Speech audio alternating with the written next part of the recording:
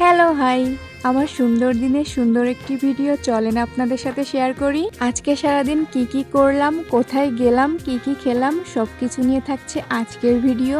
Hello everyone, আসসালামু আলাইকুম। কি অবস্থা সবার? This is me Ayushiya from Mina's Haven. তো ফার্স্টেই সকাল সকাল ঘুম থেকে উঠে ফ্রেশ হয়ে চলে গেলাম ছাদে, কজ আজকে আমাদের বড়ি দেওয়া হবে। প্রতি বছর শীতের সময় এটার জন্য আমি তো প্রচুর পরিমাণে এক্সাইটেড থাকি। আজকেও প্রচুর এক্সাইটেড ছিলাম। তখন মেবি 8টার মতো বাজে, আমি ছাদে এসে দেখি বড়ি দেওয়ার প্রসেসিং শুরু হয়ে গেছে। দেন এই যে আমি এখানে বড়ি বসানো শুরু করে দিয়েছি। আপনারা কে কে বড়ি বসাতে পারেন অবশ্যই কমেন্ট করে জানিয়ে যাবেন। যদিও আমি এক্সপার্ট না, ওই মোটামুটি পারি এই আর কি।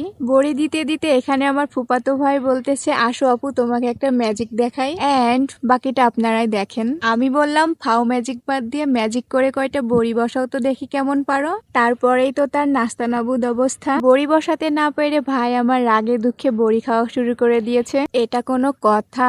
যাই হোক, এখানে আমরা সবাই মিলে বড়ি বসাচ্ছিলাম। শীতকাল মানে কি বলেন তো? শীতকাল মানেই কিন্তু এই যে ডালের বড়ি বসানো, নানান রকমের পিঠাপুলি খাওয়া, খেজুর রস, খেজুর গুড়ের পায়েস, এইগুলাই বেসিক্যালি প্রতি বছর তো আমি এইগুলার জন্যই ওয়েট করতে থাকি। ভেবেছিলাম এইবার শীতে কিছু ডেইলি লাইফ ভ্লগ বানাবো, বাট এক্সামের প্যারার কারণে ওইটার হয়ে ওঠে নাই। লাস্ট মোমেন্টে এসে ভাবলাম একটা ভিডিও বানিয়ে ফেলি, যেহেতু এক্সাম শেষ এন্ড এদিকে কিন্তু আমাদের বড়ি বসানো শেষ। এই যে এই পাশটা সব বড়িগুলো কিন্তু আমি দিয়েছি। দেন বড়ি বসানো শেষে এটা কিন্তু একটা মহা মুসিবতের কাজ। এখানে আমার দাদি সুন্দর মতো আমার হাত পরিষ্কার করে দিচ্ছিল।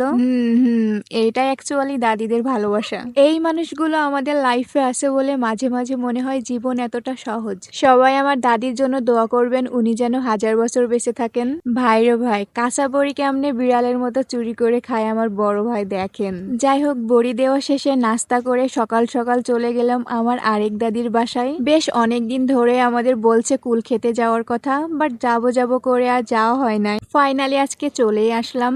এই জিনিসটা কে কে চেনেন বলেন তো?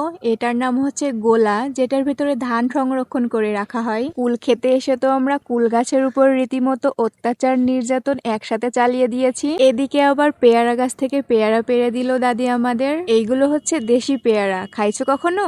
সেই স্বাদ। যাই হোক, এদিকে আমাদের কুল পাড়ার ডান। দেন আমি আর বৃষ্টি চলে এসেছি কুল ধোয়ার জন্য, কজ এগুলো এখন ঝাল দিয়ে মাখা করা হবে। তো এখানে আমরা এগুলো সুন্দর মতো পরিষ্কার করে নিচ্ছিলাম। সত্যি কথা বলতে আমি তো আসতেই যাচ্ছিলাম না, আপু রীতিমতো আমার সাথে ঝগড়া লাগিয়ে দিয়েছিল। দেন তারপরে আমি আসছি। আসার পরে মনে হয়েছে না না আসলে তো সবটাই মিস হয়ে যেত। এখানে ফার্স্টে আমরা শিলপাটায় কুলগুলো পিষে নিচ্ছিলাম, বাট লেট হচ্ছিল দেখে দাদি বলল দাঁড়াও তোমাদের হামানদিস্তা এনে দেই। দেন ঝটপট হামানদিস্তার কাজ শুরু হয়ে গেছে। হামানদিস্তাই তো বলে এটারে, তাই না? কুল পিষতে পিষতে এদিকে আবার দেখি দাদি ভাজা বিস্কিট নিয়ে হাজির। মানে তিনি যদি পারতেন কলিজাটা কেটে আমাদের খাওয়াতেন। এইখানে আমাদের কুল পিষা শেষ। এখন আমাদের কুল মাখার জন্য যে মশলা বাটাটা লাগবে সেটাই দাদি বেটে দিচ্ছিল। মশলা বাটা অলরেডি ডান, এখন এটাকে সুন্দর মতো মাখানো হবে। তো মাখানোর জন্য এখানে আপুর কাছে নিয়ে চলে আসলাম। আপু এখানে সুন্দর মতো মাখাচ্ছিল। মাখানো শেষ। প্রথমেই তো ভাইয়া খেয়ে রিভিউ দিয়ে দিয়েছে, এখন আমরা খেয়ে দেখবো সকাল থেকে আসলে কি করলাম। দেন আমার ছোট বোনের কাছে চলে এসেছি রিভিউ নেওয়ার জন্য, দেখেন ও কেমন রিভিউ দেয়। তারপর আর কি আমরা সবাই মিলে কুল মাখা খাচ্ছিলাম। এইখানে আমার ছোট ভাইটাকে অনেক মিস করছিলাম। ওই টাইমে ও স্কুলে ছিল, এই জন্য আসতে পারেনি। যেহেতু আমরা কোনো প্ল্যান করে আসিনি, আমরা নিজেরাও জানতাম না আমরা এখানে আসবো। দাদি জোর করে ডেকে নিয়ে আসছে বলে আসছিলাম। দেন তার তো খাতির দাতিরে শেষই হয় না, এখানে আবার পাকান পিঠা বানানোর প্রসেসিং শুরু করে দিয়েছে। এর ভেতরে একটা ইন্টারেস্টিং কথা বলি, সেটা হচ্ছে এখানকার সব উপকরণই কিন্তু দাদিদের নিজের বাসার, মানে একদম অথেন্টিক খাঁটি জিনিস যেগুলোরে বলে সেইগুলা। সরিষা ঝাল থেকে শুরু করে এই যে চালের আটা, খেজুর গুড়, দুধ, এগুলো কিন্তু সব দাদির নিজের ঘরের জিনিস। যাই হোক, বক বক করতে করতে এখানে কিন্তু পিঠা বানানো শেষ। বৃষ্টি আমাকে বলেছে আজকে সবকিছুর রিভিউ সে দিবে, সো তাকেই শুধু দেখতে থাকেন। দেন খাওয়া দাওয়া শেষ, সোনার বাংলাদেশ। দাদিকে টাটা বাই বাই করে দিয়ে জাস্ট দেখেন আমরা কেমনে বাসায় ফিরেছি। আমরা নিজেরাই তো হাসতে হাসতে শেষ হয়ে যাচ্ছিলাম, পাছে লোকে কিছু বলে। দেন দুপুরে খাওয়া দাওয়ার পরে ছাদে এই যে কামলার মতো বসেছিলাম। আর এইগুলো হচ্ছে সকালের দেওয়া সেই বড়ি, দেখলাম ভালোই শুকিয়ে গেছে।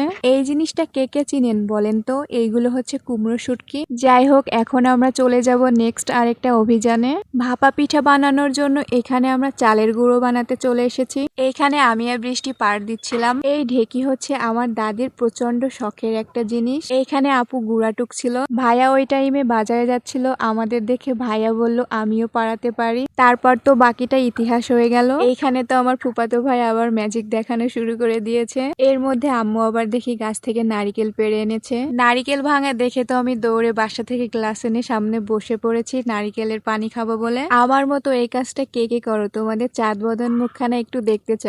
যাই হোক, ভাপা পিঠা বানানোর সব উপকরণ রেডি, এখন শুধু পিঠা বানানোর পালা। এখানে চালের আটার মধ্যে চিনি দিয়ে ভালো করে মিশ্রণ করে নিচ্ছিল। দেন চালন দিয়ে এটা ভালো করে চেলে নিতে হবে, তারপরে দিয়ে দিতে হবে নারিকেল। মোটামুটি পিঠা বানানোর সব প্রসেসিং শেষ, এখন শুধু এটা ছাঁচের ভিতর দিয়ে ভাপ দিয়ে নিতে হবে। এখানে আমরা ভেতরে একটু গুঁড়ো অ্যাড করে দিয়েছিলাম, যেটা কিন্তু না দিলেও সমস্যা নেই, যেহেতু ফার্স্টে চিনি দিয়ে আটাটা মিক্সড করে নেওয়া হয়েছে।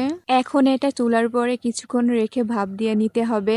টেনটানা, এই যে আমাদের পিঠা বানানো শেষ। দেন এইখানে আমি কিছু পিঠা বানাচ্ছিলাম। পিঠা বানানো কিন্তু সহজ, কিন্তু পিঠা বানানোর যে প্রসেসিং গুলা, এইগুলাই মেনলি হচ্ছে ঝামেলার। আপনাদের কার কার এই পিঠাটা ফেভারিট অবশ্যই কমেন্ট করে জানাবেন। আর এখনো যারা যারা আমার পেজটি ফলো করেননি, প্লিজ আমার পেজটি ফলো করে দিবেন। কোন ধরনের ভিডিও দেখতে আপনারা ইন্টারেস্টেড চাইলে সেটাও জানাতে পারেন। কোনো ভুল ত্রুটি হলেও কিন্তু আমাকে জানাতে ভুলবেন না। আজকে তো অনেক বকবক করে ফেলেছি, ভিডিওটা আর বেশি লং করতে চাই না। আপনারা কে কোথা থেকে আমার ভিডিওটা দেখলেন অবশ্যই কমেন্ট করে জানাবেন। আজকের ভিডিও এ পর্যন্তই, দেখা হবে নেক্সট কোনো ভিডিওতে। সে পর্যন্ত সবাই ভালো থাকবেন, সুস্থ থাকবেন। আল্লাহ হাফেজ।